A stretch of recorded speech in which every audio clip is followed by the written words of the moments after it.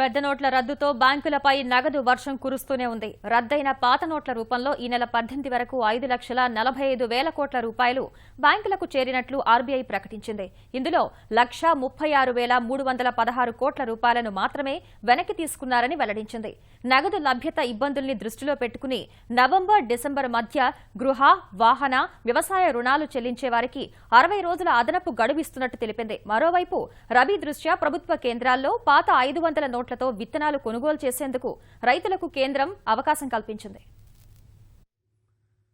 కేంద్రం రద్దు చేసిన పెద్ద నోట్లు బ్యాంకులకు పోటెత్తుతున్నాయి. ఈ నెల 10 నుంచి 18 వరకు దేశవ్యాప్తంగా నగదు మార్పిడి, డిపాజిట్ల ద్వారా 5,44,571 కోట్ల రూపాయలు బ్యాంకుల్లో జమైనట్లు ఆర్బీఐ ప్రకటించింది.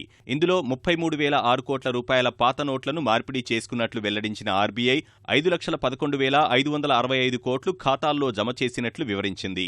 బ్యాంకులు, ఏటీఎంల ద్వారా 1,03,316 కోట్లు విత్డ్రా చేసుకున్నట్లు ఓ ప్రకటనలో పేర్కొంది. మరోవైపు పెద్ద నోట్ల రద్దు తర్వాత పరిస్థితులను దృష్టిలో పెట్టుకుని విత్డ్రా నిబంధనలను సడలించిన RBI overdraft, cash credit ఖాతాదారులు వారానికి 50,000 రూపాయలు తీసుకోవచ్చని పేర్కొంది. ఈ అవకాశం ప్రస్తుతం కరెంట్ ఖాతా ఉన్నవారికి వర్తిస్తుందని తెలిపింది. అయితే వ్యక్తిగత ఓవర్ డ్రాఫ్ట్ ఖాతాలకు మాత్రం ఈ నిబంధన వర్తించదని స్పష్టం చేసింది.